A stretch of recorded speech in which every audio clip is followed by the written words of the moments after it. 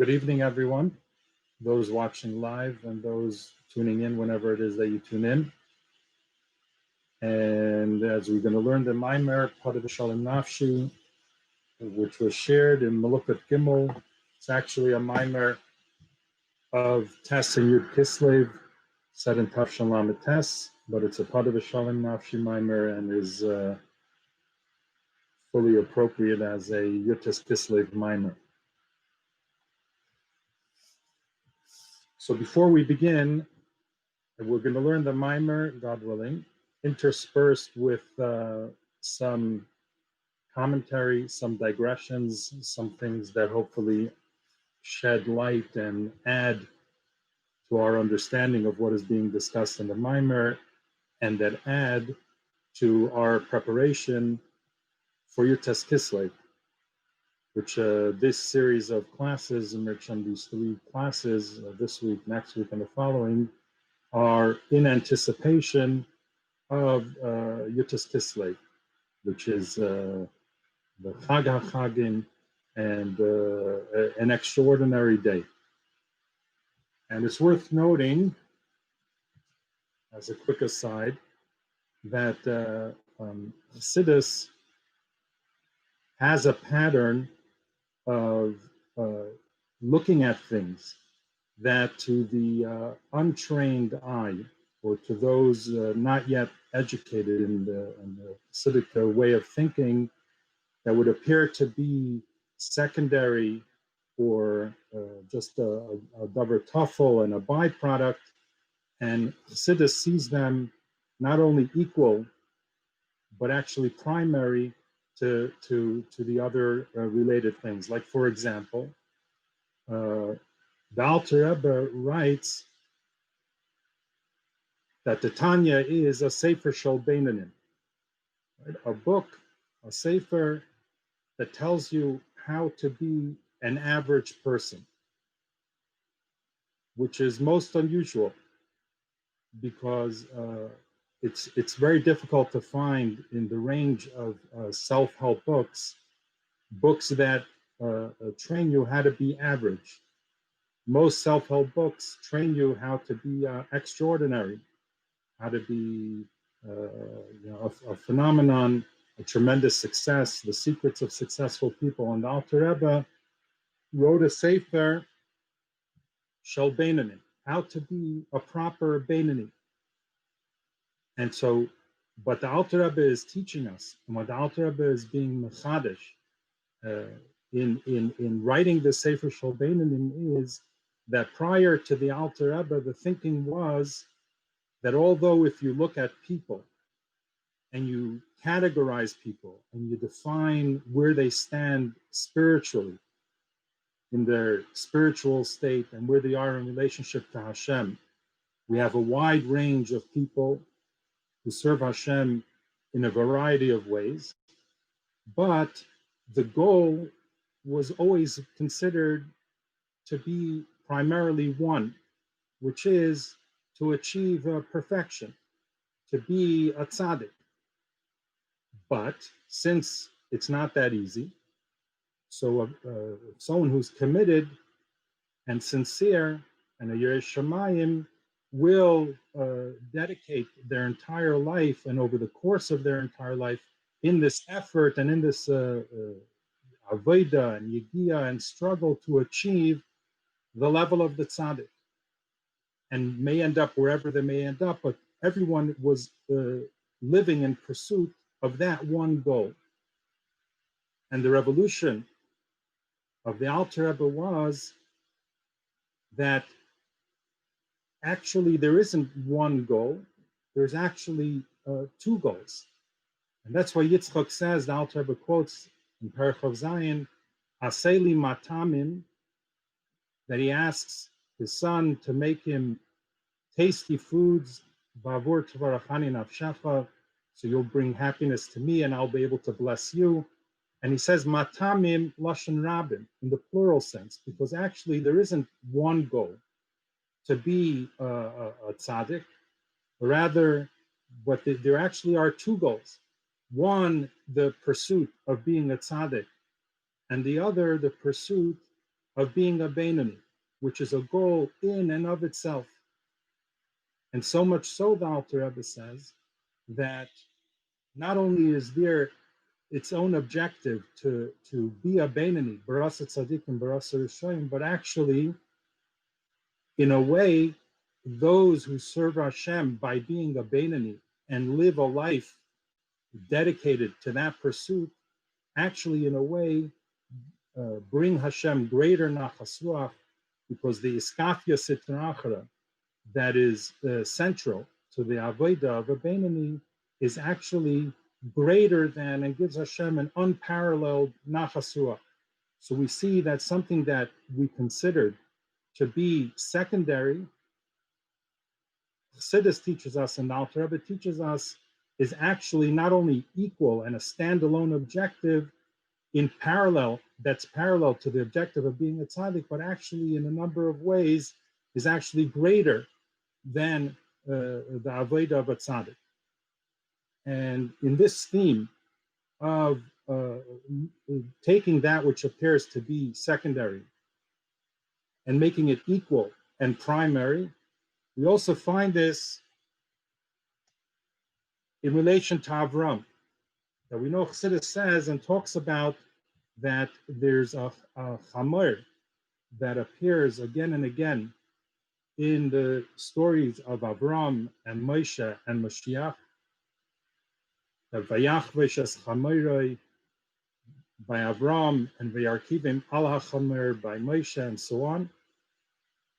That the chamer represents, like the famous teaching of the Baal Shem Tov, Kisira chamer seinacha, which is the chamer, the materialism, the materialistic that's within each person. That the chamer, the chamer, is something that over the course of history, accumulatively, the Jewish people work to tame and to harness the chamer, and they progress further and further until, beginning with Avram and until the coming of Mashiach, who's Ani Reichiv al HaChamer. So it's noted that by Avram, when we refer to the Chamer that Avram used and utilized in his service of Hashem, so it says Vayachavosh es Chamerei, his Chamer. So what's the idea of defining the Chamer as his Chamer? So it's explained that Avram came to undo the mistake that began in the generation of Enosh, where people had the misunderstanding that Hashem is relegated to Shemayim, Elokei Shemayim, which creates a void. If Hashem is Elokei Shemayim and only present in the heavens, then who's looking after the earth and the lower worlds? And that void, according to this mistaken perspective, is filled by Avodah Zarah. And Avram's revolution was that Hashem is not only Elokei Shemayim, but he's also Elokei Haaretz, and that Hashem is present in the world, so much so that he's Kel Olam, that it's not two entities, Hashem and the world, but rather that Hashem is Kel Olam, and it's all one. Hashem that Hashem is Kel Olam, that Hashem is present in this world as well. And therefore, those who were even tzaddikim prior to Avram, if they were seeking Hashem, a person, since Hashem was Elokei Shemayim, so a person had to lift himself up to a higher state in order to connect to Hashem. But Avram's revolution was that Hashem is present, Elokei Haaretz, in the world. And therefore, the way to achieve a relationship with Hashem is not only by lifting oneself up spiritually, but you can find Hashem within the world as well. And that's why Avram said that the chamer, the chaimer, the materialism is chameroi. It's his chamer. He was the first person to embrace the idea that the chaimer is his, and that is a means by which he can further develop and grow in his relationship to Hashem. So again, something that seemed to be an adversary, something that seemed to be at best secondary, actually became a primary contributor and a way to further his relationship with Hashem. And so, in relation to what we're doing here in terms of learning the Maamer in preparation for Yud Tes Kislev and anticipation of Yud Tes Kislev and so on, so there's a Torah, the Baal Shem Tov, that the Friedrich Rebbe told over, and then the Nekuda, that one takes away from the Torah, that Hashem appeared to Moshe, Balabas Eish Mitei Chasneh, that, to paraphrase the takeaway from this Torah of the Baal Shem Tov, is that one would think that while a person has longing to be connected to Hashem, but really that's only a means to an end. It's that a person wants to be in a state of being connected to Hashem, and Kol Zman, has not yet arrived, he's in a state of longing to get to that place, but the longing in and of itself is not a tachlis, is not an end in and of itself. What's an end in and of itself is to be connected to Hashem. And the longing is what someone feels while they're not yet, or perceive themselves to not yet be there, they stand in a state of longing. So the Baal Shem Tov says that no, that the longing itself, the sneh, which is bayer ba'esh, and is einenu ukol, the burning with the desire and the longing to be connected to Hashem, that in and of itself is an end state. So much so, like the famous work of the Baal Shem Tov, that that came ba'kedesh chazisicha halavai, ba'kedesh chazisicha, with the same longing, because longing is not just what someone feels while they have not yet arrived, but the only purpose is in having arrived. But actually, the state of longing itself is an end in and of itself. And so therefore we learn this Maamer as we all prepare ourselves for this great day of Yud Tes Kislev in anticipation, and as a way to be connected to the Rebbe and to the Rabbeim and to the Alter and to the Baal Shem Tov and so on, and to put ourselves in a state where one should be, or closer to where one should be, on such a great and important day. So let's begin the Maamer. Podo B'Shalom nafshi mikravli kivrabim hayu imadi. David HaMelech says that, and there are many interpretations on this pasuk, but his nefesh was redeemed b'shalom from the battles that he engaged in, or those who wanted to engage him in battle, kivrabim hayu imadi. And as is famous, that the Alter Rebbe says that when he was reading Tehillim and he arrived at this pasuk, that's when he was told that he had been set free. Umevayer balagula, but this time was set for Yud Tes Kislev. So the Mittel Rebbe explains the Maamer and his Maamer, which begins with this pasuk, Podo B'Shalom nafshi shenitfas b'sifrei Sharei Tshuva. So the Mittel Rebbe writes the Pirush Podo B'Shalom, that the meaning of the pasuk that says that Podo B'Shalom.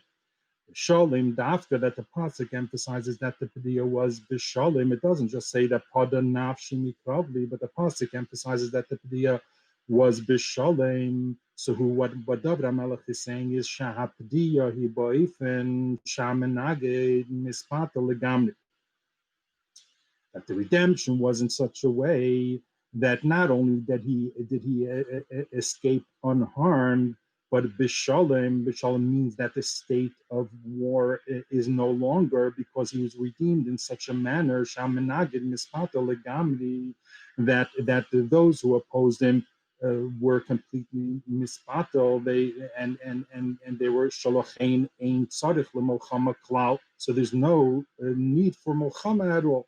So there's a Padiyah B'Shalom in a way that avoids all battle. Well, that'll show you b'mei Shloimeh, and this is similar to how it was in the days of Shloimeh. Shekol hagoyim mispatlu legabe Shloimeh shalei al yidei milchama. The state of Podo B'Shalom is similar to how it was in the days of Shloimeh. And in the days of Shloimeh, all the goyim, unlike David, who engaged in many wars and in many battles.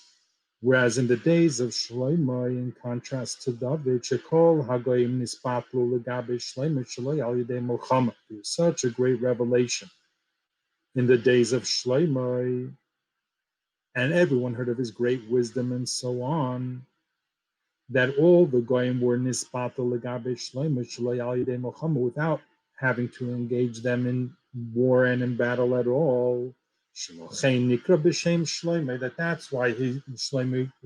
That's why his given name was Shloimeh, like the pasuk says, Ki Shalim Haya B'Yamav, because in his days there was a state of Shalom.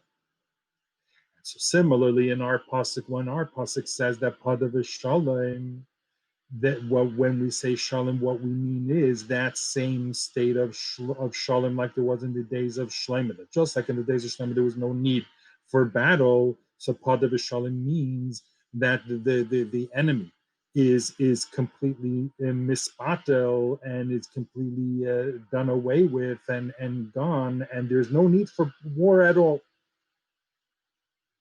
So Medayik Maamer, so the middle Rebbe is Medayik in the Maamer, and he asks a simple question, an obvious question: the kasher nimtzoyim b'matzav sheim menagdim klal. If the idea of B'Shalom means that we find ourselves in a state that there's no opposition at all, and that's why we have Shalom, because there's no opposition. So lama tzarich p'tiyah. So what is the pada to be redeemed? What's being redeemed? If there's no opposition, there's no need for redemption.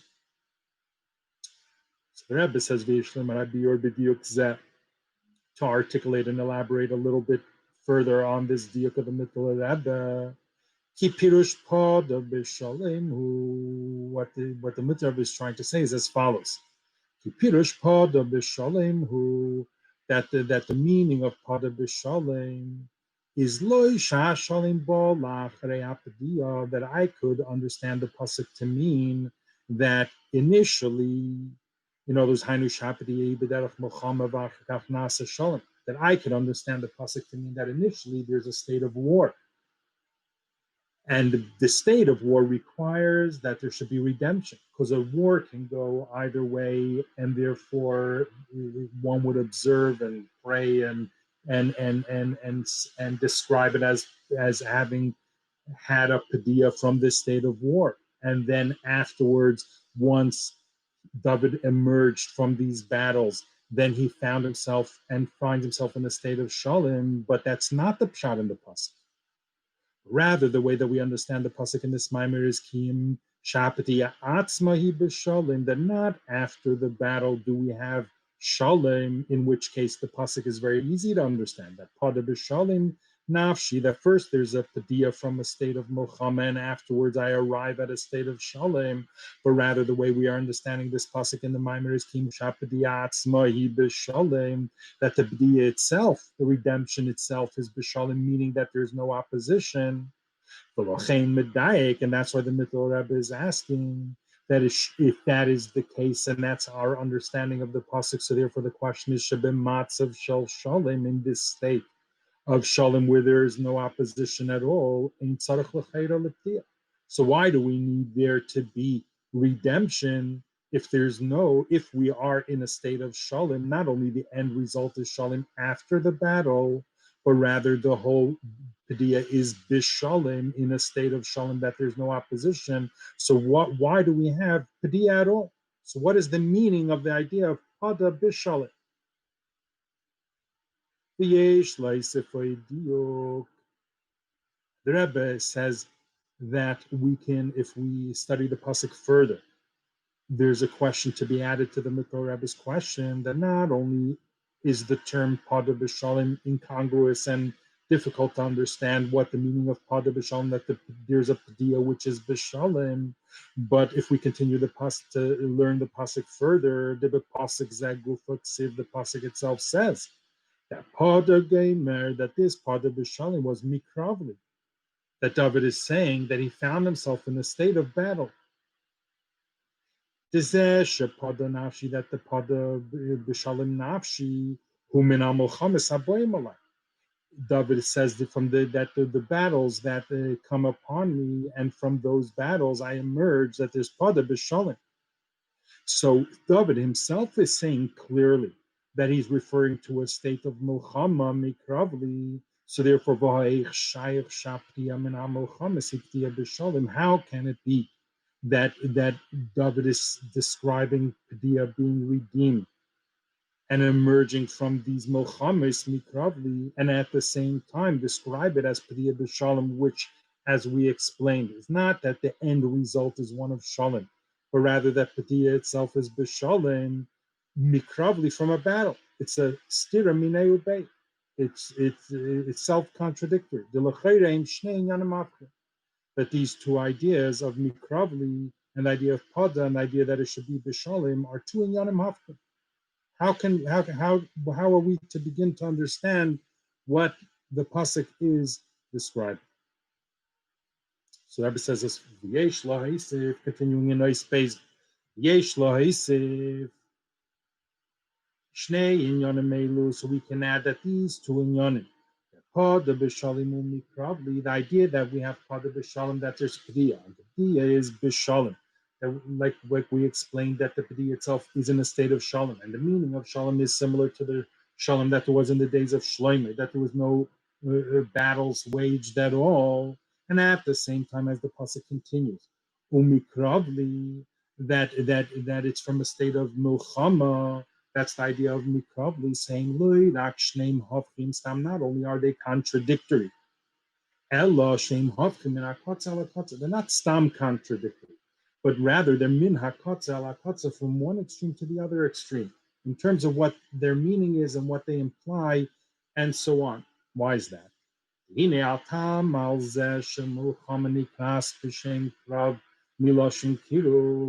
why is it that we describe battle, and the word used to describe battle in our pasuk is not the more common word of milchama, rather we describe it as krav, that the word krav, which is describing battle, comes from the same word as kiruv, to be close.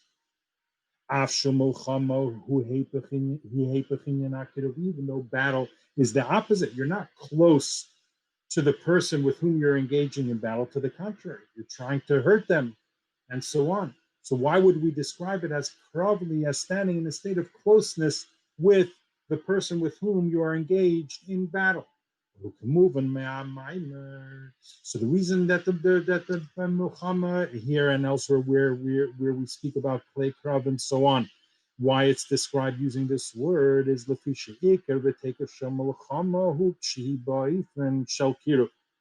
because when are you in the fully engaged in battle and really immersed in the battle is when the battle is in a state that you are in close contact with the enemy with whom you are engaging. That is when you are in the taikif of the milchama. You are deep into the battle. In other words, there's two general ways in which war can be waged. One is that the two parties that are engaged in this battle stand far apart from each other. And they throw projectiles on each other from a distance, and that's one way to engage in battle.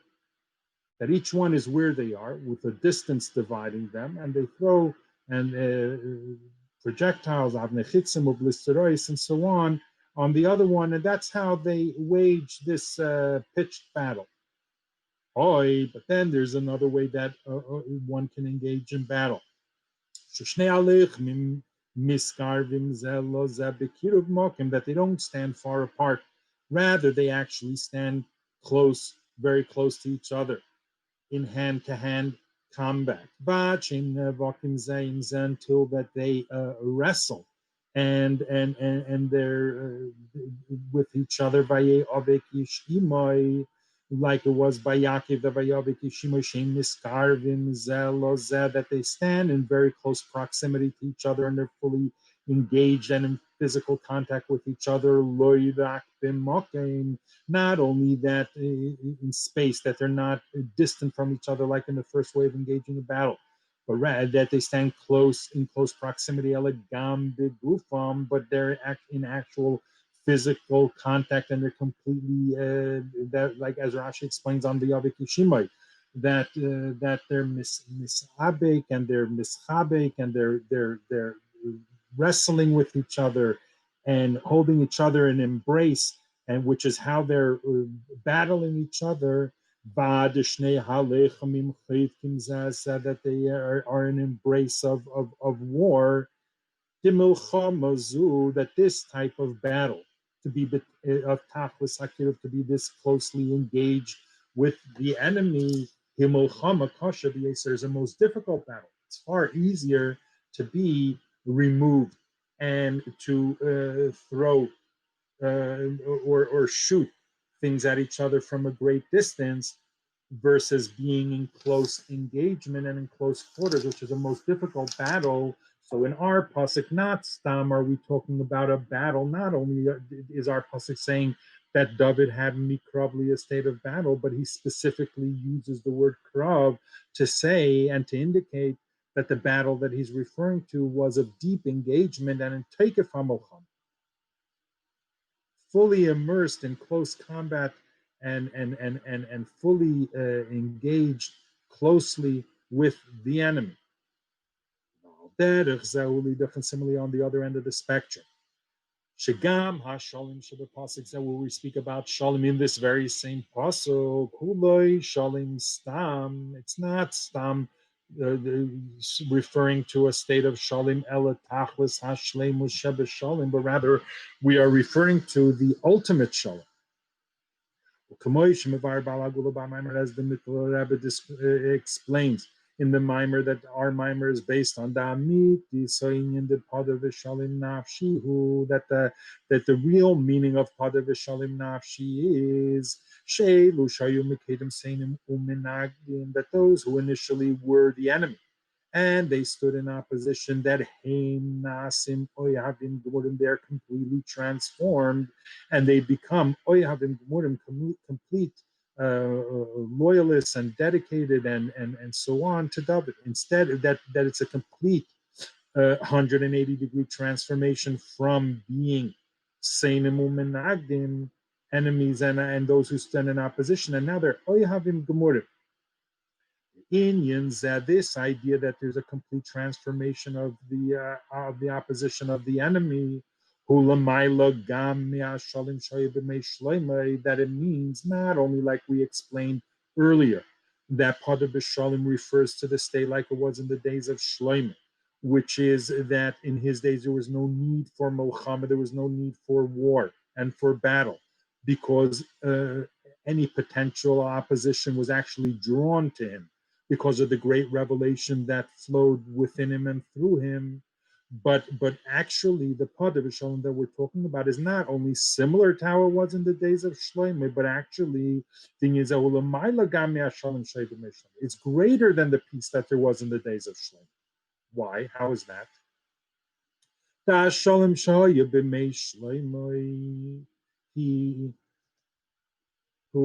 the shalom that there was in the days of Shlomo is shekulam nispatlu mitzad hagilui oir, that because there was such a great revelation that was revealed in and through Shlomo, so all the goyim were bottled.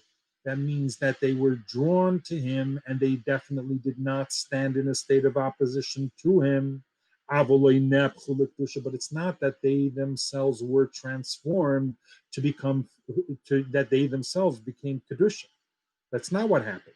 Rather, the nitzutz that was within them was drawn to the great light that shone forth from Shlomo, but not that they themselves, as they were became transformed and became kedusha. As it's also pointed out, that they, in being drawn to Shlomo, they left their place to go to where he was, but not that where they were and as they were transformed to a state of kedusha. But the true inyan of Shalom, which is the meaning of Podo B'Shalom, which is that even the one who initially stood in opposition themselves is transformed and they become Oyavim Gemurim and they're transformed to Kedusha. That lost Lavi, that will only be when Mashiach will come. That Shlomo was a foretaste, an approximation of what will be when Mashiach will come, but he wasn't quite there. And it wasn't quite the same as that which will be when Mashiach will come. And the difference is that in the days of Shlomo, they were drawn to him, but they weren't transformed, not they as in their place and as who they are, to be transformed to Kedusha, and that transformation is what will be when Mashiach will come. That so as the pasuk says that that Hashem will turn and will transform the nations, that they will all speak in a clear language, to serve Hashem in a unified manner. That means they themselves will be transformed to be those who serve Hashem, and that's the unique state that we will reach when Mashiach will come, which is that state of complete transformation, which was not yet achieved prior to the coming of Mashiach, not even in the days of Shlomo. And this transformation is not only banegea to the goyim, but even with regard to animals. That, like the famous pasuk of Gorzev and Kavis V'Gomer, that the wolf and the sheep will be able to live together and not without one harming the other. And even the Nachash, who is the embodiment of Klippa and so on, and the Pesam V'Tzifoini, that, and these are particularly harmful species of snakes. Even the Nachash as well, and these species will be transformed to be good. As the pasuk says that even his enemies will reconcile with him, and it's explained that it's referring to Nachash, that even the Nachash that Hashem said that he puts a hatred between the Nachash and the offspring of Chava and so on, that even the Nachash will be transformed, the Gamay will be reconciled with man. Will go back to that state as things were in the beginning of creation with Nechatei Tzadas.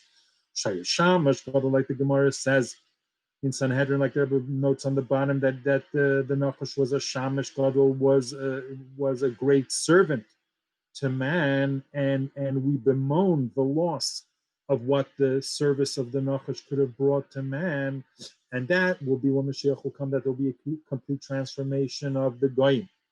There will be a transformation of the animals, the Garzev and Kevis, and there will be a transformation even of the Nachash itself, and we'll go back to the state as it was prior to the Chatei Tzadas, where the Nachash was actually of great service to man. So this transformation of the Oyev and the Soine themselves will only be when Mashiach will come, and the Podo B'Shalom in our pasuk actually refers to that ultimate state of complete transformation of the enemy, even greater than it was in the days of Shlomo.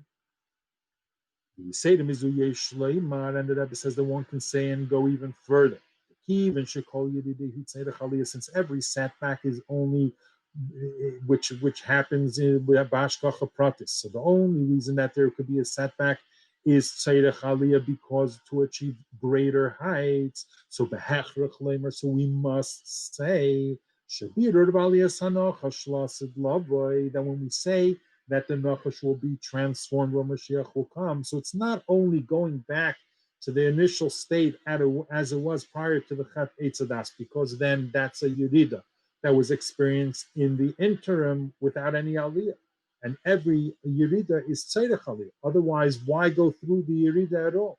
So we must say that transformation of the Nachash and the Aliyah of the Nachash Tia Lamaila Yeser Gamia Darga the Shamash Gadol Shayalifnei Yerida, that will be of even greater usefulness and greater service to man, to the Yidden, even compared to how he was before the Chatei Tzadas, and that's the Yerida Tzedek Aliyah. So the Podo B'Shalom includes that level, which was not achieved in the days of Shlomo, which is only will be achieved in the days of Mashiach, and that which will be achieved in the days of Mashiach is not only a return to the state as we were before the Chatei Tzadas, but is actually greater than it was before the Chatei Tzadas. So that's the how far the B'Shalom means. So the battle that's discussed in this pasuk, mikravli, is the ultimate of battle in close quarters. And the Podo B'Shalom is the ultimate of Shalom, even greater than the Shalom that was in the days of Shlomo, Saba'al, Pizasa, based on this sort of Lahavin, Oid, Yeser. So our question becomes that much greater. Shekos of Podo B'Shalom Gamer Mikravli. Why does the pasuk says Podo B'Shalom Mikravli? That how are we to understand this pasuk? Vareakrav Shalom Shebe pasuk Zaim Shnei Hafchim Min HaKatza LaKatza. The krav, the battle referred to in this pasuk, and the shalom referred to in this pasuk, they are two opposites from one extreme to the other. So how is it possible they could be Podo B'Shalom Mikravli? So these are the questions, and really in terms of the Maamer, and especially given some of our technical difficulties, that is really where we will stop for tonight. And we will continue, God willing, next week. Have a great week and a good Shabbos.